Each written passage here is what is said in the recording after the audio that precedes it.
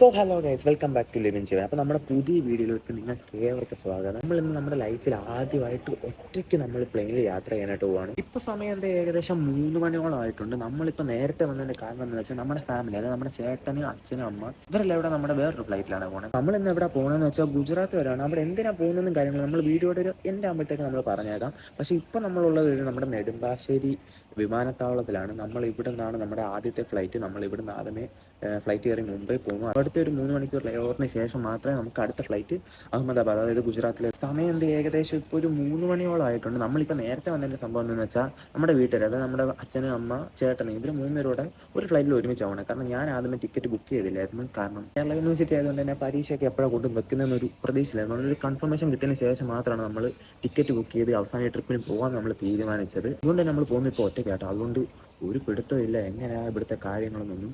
സമയം ദേ വെളുപ്പിന് 3 മണിയായിട്ടുണ്ട്.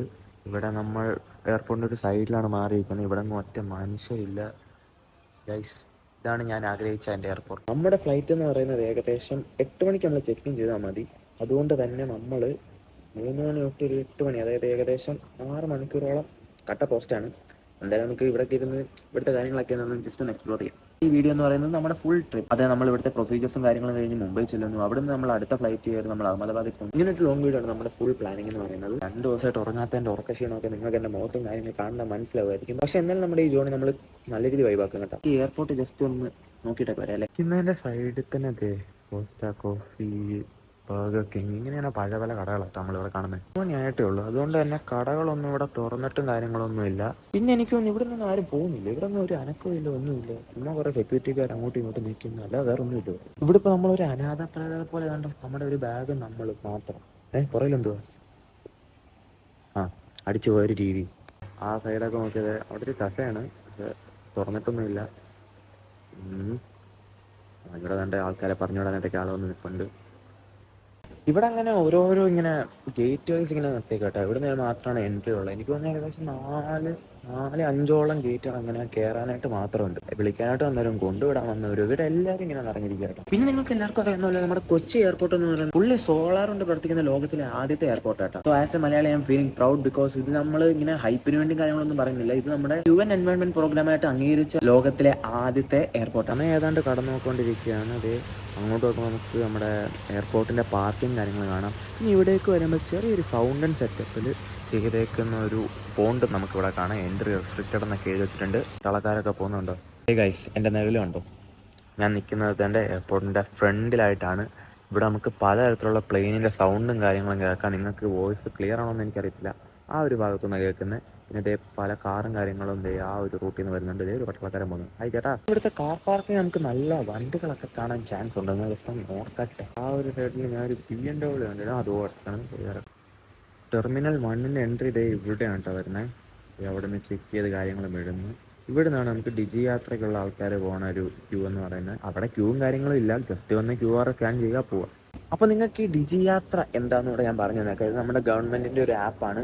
അതിലൂടെ തന്നെ നമ്മൾ ആധാർ വെച്ച് നമ്മുടെ പ്രൊഫൈൽ ഒന്ന് ലിങ്ക് ചെയ്ത് കഴിഞ്ഞാൽ നമുക്കിങ്ങനെ പ്ലെയിനിലൂടെ മറ്റു വല്ല സ്ഥലത്തേക്ക് പോകുമ്പോൾ ഓൺലൈൻ ത്രൂ നമ്മുടെ ബോർഡിംഗ് പാസ് കിട്ടുന്നത് കൊണ്ട് തന്നെ ക്യൂവും കാര്യങ്ങളും നിൽക്കേണ്ടതായിട്ടൊരു പ്രശ്നം വരുന്നില്ല. അങ്ങനെ നമ്മൾ സക്സസ്ഫുള്ളി നമ്മുടെ എയർപോർട്ടിനകത്തോട്ട് കയറിയിട്ടുണ്ട്. ഇവിടെ എന്തായാലും ഞാൻ എയർപോർട്ടിൻ്റെ ആകാശം ഞാൻ കാണിച്ചു തരാം. ആ ഒരു സൈഡ് ഫുള്ള് ബോർഡിംഗ് പാസ് എടുക്കാനായിട്ട് നിൽക്കുന്നവരാണ്. അത് ഇൻഡിഗോയുടെ ഫ്ലൈറ്റിൻ്റെയാണ്. ഈ സൈഡ് ഫുള്ള് നമുക്ക് ഡ്യൂട്ടി പെയ്ഡ് ഷോപ്പും കാര്യങ്ങളാണ് ഇവിടെ പറയുന്നത്.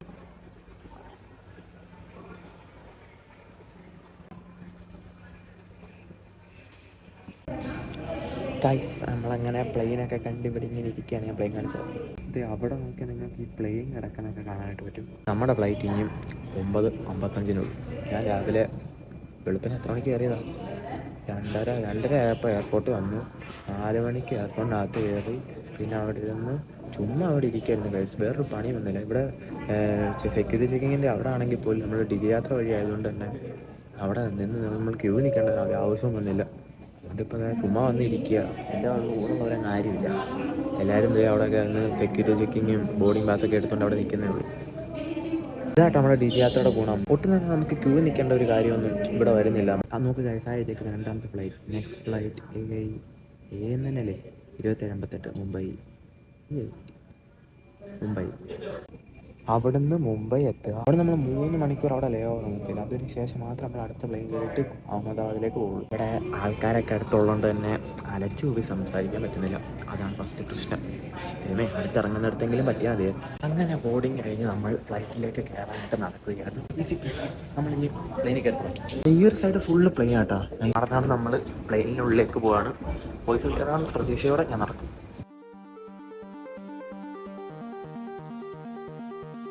എൻ്റെ ഫ്രണ്ടിലൊക്കെ ഫുള്ള് ബിസിനസ് ക്ലാസ്സും മറ്റേ ക്ലാസ്സും ഒക്കെ കേട്ടോ.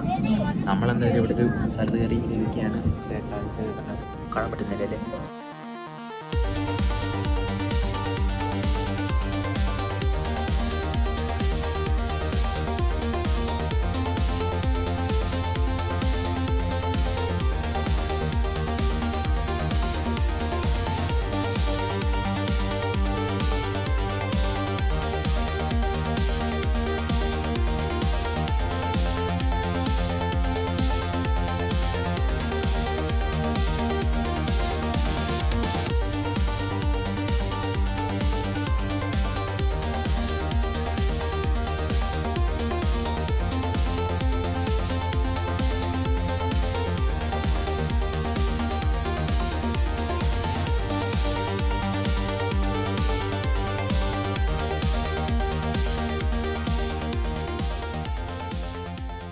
അങ്ങനെ നമ്മൾ ഫ്ലൈറ്റിൽ നിന്ന് ഇറങ്ങിക്കഴിഞ്ഞ് നമ്മുടെ ബസ്സിലേക്ക് കയറാനായിട്ട് പോവുകയാണ്.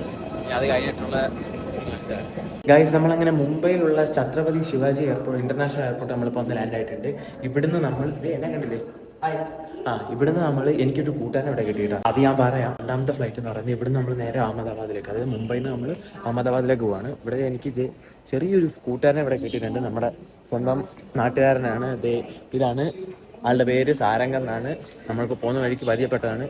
നമ്മൾ അഹമ്മദാബാദിലേക്ക് പോവുകയാണ്. ഇവിടുത്തെ ആർക്കിടെക്ചർ സംഭവങ്ങളും പരിപാടികളെല്ലാം കണ്ടില്ലേ, മുംബൈയിലാട്ടാ. കൊച്ചിയിൽ എന്തോ 17-15 ആ ഒരു ഗ്യാപ്പിലാണ് ഇവിടെ ഡേറ്റ് ഉള്ളത്. പക്ഷേ ഇവിടുത്തെ കണ്ടില്ലേ 44 to 90. എത്രമാത്രം ഫ്ലൈറ്റ് പറക്കേണ്ട എയർപോർട്ടാണ് നിങ്ങളപ്പോൾ ഓർക്കണം. ഗൈസ്, നമ്മളെന്തായാലും നടന്നുകൊണ്ടിരിക്കുകയാണ്. ഇതേ സ്ക്രീനിൽ നമുക്ക് കാണാവുന്ന പോലെ അഹമ്മദാബാദിലേക്കുള്ള അടുത്ത ഫ്ലൈറ്റ് എന്ന് പറഞ്ഞാൽ കാണാൻ 29:15 ഇതാണ്.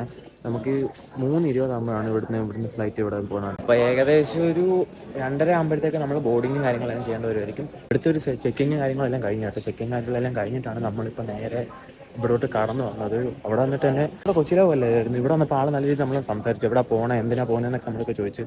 സെക്യൂരിറ്റി ചെക്കിങ്ങിൻ്റെ ഭാഗമായിട്ടാണോ അതോ അവർക്ക് അറിയാനുള്ള ഇൻട്രസ്റ്റ് ഉണ്ടോന്ന് അറിയത്തില്ല. എന്തായാലും എൻ്റെ ചോദിച്ചു സന്തോഷമായി. നല്ല കീഴിലെ എയർപോർട്ടാട്ടോ ഇവിടുത്തെ ഓളാട്ടം കാര്യങ്ങളും കണ്ടില്ലേ, ഇവിടുത്തെ ഈ പ്രതിമ എന്തല്ലേ നല്ല രസം. ഇതൊക്കെ വെച്ച് നോക്കുമ്പോൾ നമ്മുടെ ഒന്നുമല്ല. ഈ ഒരു വർക്ക് കണ്ടോ, കിട്ടില്ല സംഭവം. 42 എയിലാണ് നമ്മുടെ ഗേറ്റ് എന്ന് പറയുന്നത്. അതുകൊണ്ട് തന്നെ നമ്മൾ നടന്ന് അങ്ങോട്ട് പോവുകയാണ്. ഇവിടെ 100 മുകളിലോളം ഗേറ്റുണ്ട്. അതല്ലേ വിഷയം. ഇവിടെ നടന്നെത്തുമ്പോഴത്തേക്കും വൈകുന്നേരം ആവും. അതുകൊണ്ട് നമുക്ക് ഇപ്പോഴേ നടക്കാം. ഇടയ്ക്ക് ഒരാൾ വണ്ടിയൊക്കെ ആയിട്ട് പോകുന്നുണ്ടോ, കൊള്ളാല്ലേ. എന്തെന്ന് പറയാം, നമുക്ക് എന്തായാലും നടന്നുകൊണ്ടിരിക്കാം. സെക്കൻഡ് ഫോണിൻ്റെ ചാർജർ കളഞ്ഞു പോയി. അങ്ങനെയുള്ളൊരു നിപ്പാണ് ഇത് ഈ കാണുന്നത്. ഓൾമോസ്റ്റ് നമുക്ക് 3 മണിക്കൂർ ഇവിടെ ലേ ഓവർ ഉണ്ട്. അതുകൊണ്ട് തന്നെ നമ്മളിവിടെ എയർപോർട്ടിൻ്റെ ഒരു സൈഡിൽ നിന്ന് മറ്റൊരു സൈഡിലോട്ട് ഇങ്ങനെ വെറുതെ നടന്നുകൊണ്ടിരിക്കുക. വേറൊരു പണിയില്ല. ഇപ്പോഴത്തെ സമയം 12:45 ആയിട്ടുള്ളൂ. നമുക്ക് 2:30 ആകുമ്പോഴത്തേക്കും അവിടെ ബോർഡിങ്ങും കാര്യങ്ങളോട്. ഇവിടുന്ന് ഒരു കുപ്പി വെള്ളം മേടിച്ച് കുടിക്കാന്ന് വെച്ചാൽ 80 രൂപ, 120, 200 രൂപയൊക്കെ. ചായക്ക് ഒരു കട്ടൻ കാപ്പിക്ക് ഇവിടെ 180 രൂപ. അത് പിന്നെ നമ്മളെ കൊണ്ട് താങ്ങാൻ പറ്റാത്തത് കൊണ്ട് നമ്മൾ പച്ചവെള്ളം കുടിച്ച് ജീവിക്കാൻ തീരുമാനിച്ചു. പക്ഷെ എന്തൊക്കെ പറഞ്ഞാലും ഗൈസ്, ഇവിടുത്തെ ഒരു ഇൻഫ്രാസ്ട്രക്ചർ ഉണ്ട്, ഒരു രക്ഷയില്ല കേട്ടോ.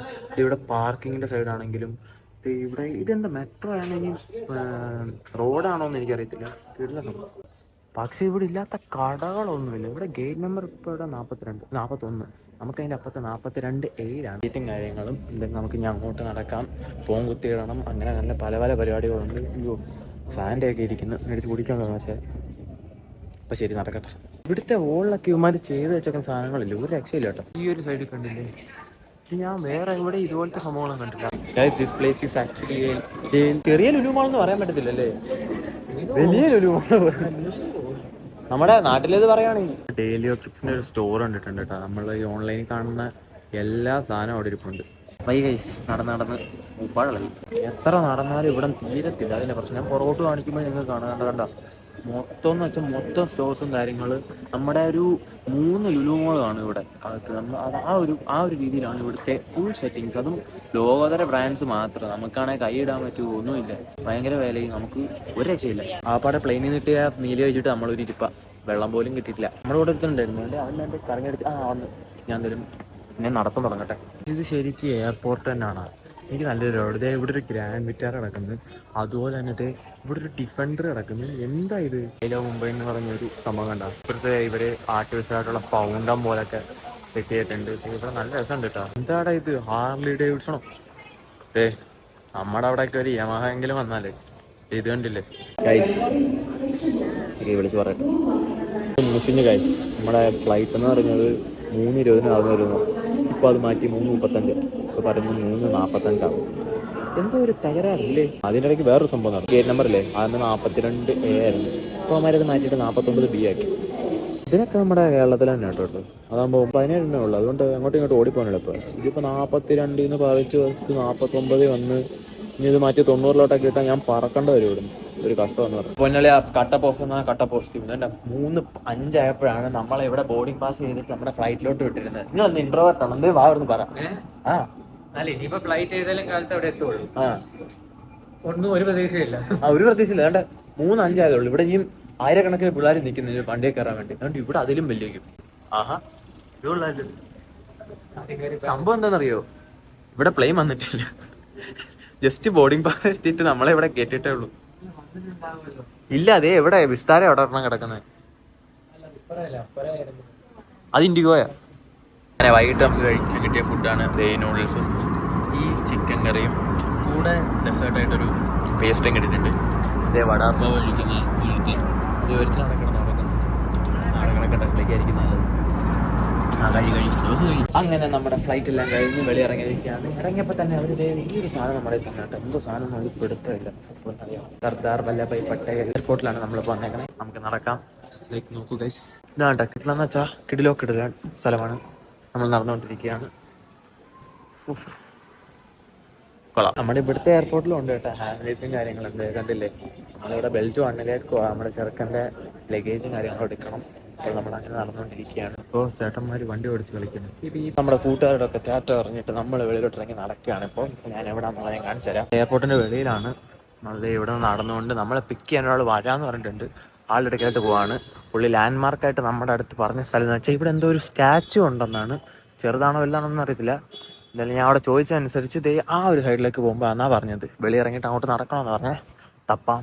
അങ്ങനെ പുള്ളി പറഞ്ഞ അനുസരിച്ചുള്ള സ്റ്റാച്ചു നമ്മൾ കണ്ടിരിക്കുകയാണ്. ദേ കാണിച്ചു തരാം. ഈ കാണുന്ന സർദാർ വല്ലഭായ് പട്ടേൽ സ്റ്റാച്ചു ആണ് ആൾ ഉദ്ദേശിച്ചത്. വീട്ടിലായിട്ടുണ്ട്. ഞാൻ നടക്കുന്നതുകൊണ്ട് തന്നെ ഇപ്പോൾ കുഴപ്പമില്ല. കണ്ടോ, ഇതാണ് പുള്ളി പറഞ്ഞ സ്റ്റാച്ചു. ഇതിൻ്റെ ഇവിടെ എന്തോ സർക്കിളിലേക്കാണ് പറഞ്ഞത്. ഇവിടെ സർക്കിള് തപ്പട്ടെ. അങ്ങനെ നമ്മളെ കൊണ്ടുവരാനായിട്ടുള്ള ആളൊക്കെ വന്നിട്ടുണ്ട് കേട്ടോ. പിന്നെ നമ്മൾ ഇവിടുത്തെ സ്ഥലമൊക്കെ കണ്ടിങ്ങനെ ഇരിക്കുകയായിരുന്നു. എന്ത് രസമായിട്ട് ഇവിടുത്തെ സംഭവങ്ങളൊക്കെ പണിത് വെച്ചേക്കുന്നതൊക്കെ കണ്ടില്ല. റോഡെന്നൊക്കെ പറഞ്ഞാൽ നല്ല വീതിയുള്ള കിടില റോഡ്. അവസാനം നമ്മുടെ സ്റ്റേഡിയം കൂടെ കണ്ടിട്ട് നമ്മുടെ ഈ ദിവസത്തെ യാത്ര തീരുവാട്ടോ. അപ്പോൾ ഇതിന്റെ ബാക്കി ഭാഗങ്ങളായിട്ട് നമുക്ക് അടുത്ത ദിവസം. വീഡിയോ ഇഷ്ടമെങ്കിൽ ലൈക്ക് ചെയ്യാനും അതോടൊപ്പം തന്നെ നമ്മുടെ ചാനൽ സബ്സ്ക്രൈബ് ചെയ്യാനും മറക്കല്ലേട്ടോ.